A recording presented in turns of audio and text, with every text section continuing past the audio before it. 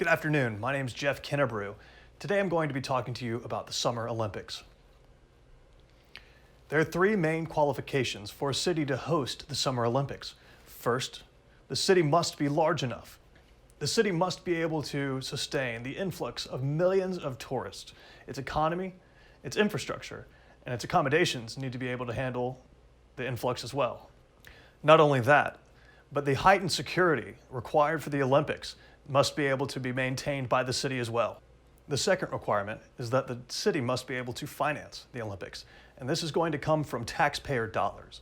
It's estimated that the 2020 Summer Olympics in Tokyo, Japan could cost up to $25 billion.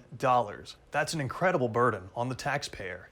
Many economies are not large enough to sufficiently incur such a high cost. The third requirement is that the city must maintain positive media exposure.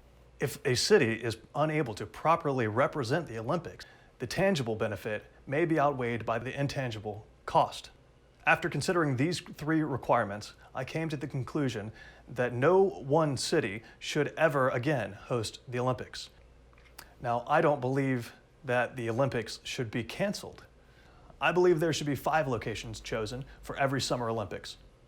The key factor in this decision was just how much waste happens during the Olympics, how much the Olympics creates waste. Within only a few months after the games have ended, most venues fall into disrepair and are no longer used, and the billions of dollars of taxpayer money are thereby wasted. Many countries see very little tangible benefit from hosting the Olympics. It's true that tourism increases during the event, and businesses in the host city see a tangible financial benefit. This benefit is often outweighed by the cost, and the burden falls on the citizens.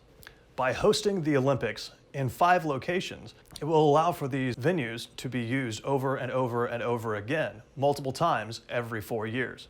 These are my 2 main reasons for saying that the Olympics should no longer be hosted in only 1 city, but instead 5 across the world. The strengths of hosting the Olympics in multiple cities around the world is that it will decrease the cost by allowing countries and cities to use venues that are already existing.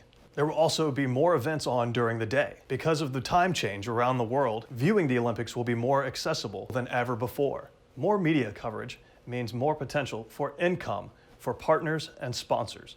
There are some weaknesses to hosting the Olympics in 5 locations around the world. One is that people won't be able to attend every event.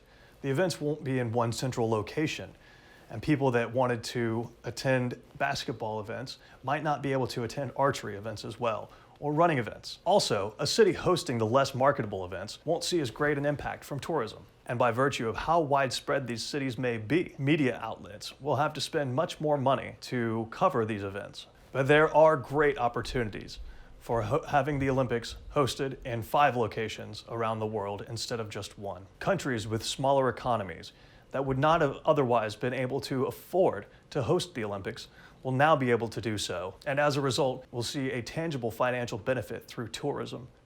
And although people may not be able to attend any event they wish, some of the smaller events that don't normally get as much national attention would see a greater focus and more attendance. And one of the best opportunities is the reduction of waste that is so often associated with the Olympics.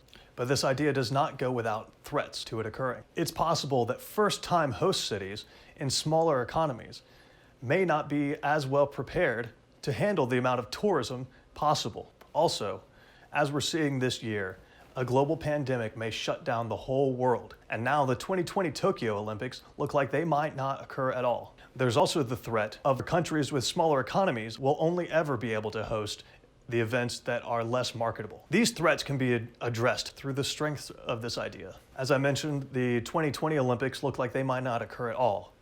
But even back in 2016, there was a Zika outbreak in Brazil, and many athletes refused to travel to Brazil to compete. These were people that had spent their entire lives preparing for this one event, this one year, and were not able to do it. And although it wasn't a pandemic, it wasn't viral or bacterial, in 2012, many runners refused to go to Beijing because of how toxic and caustic the air pollution in China is. Having the Olympics hosted in many locations around the world has the benefit provided that there's already Olympic infrastructure in place in case there is some sort of outbreak that prevents one location from being able to continue on with the Olympics. Also, as I mentioned, it's possible that some larger economies may attempt to bully host locations with smaller economies into giving them the more prominent and more marketable games. Although this type of behavior is not representative of the Olympic spirit, it's possible that through the economic principles of supply and demand, that smaller economies could see a tangible financial benefit from transferring the rights of some games to host cities with larger economies. In the same way, multiple cities may be able to work together to offset the cost of hosting some events by pooling their money and drawing from a larger supply. Now, I see an absolute benefit in allowing for the possibility of countries with smaller economies to potentially host the Olympics. It will increase their tourism, it'll increase their exposure, and this is something that they would not have been able to do otherwise. Many of the Olympic athletes come from these countries, and it would be incredible for them to be able to actually compete in front of the brethren of their home country. And not only will they be able to compete, but the businesses in these cities will see an incredible impact from the tourism that will be coming there that would not have otherwise.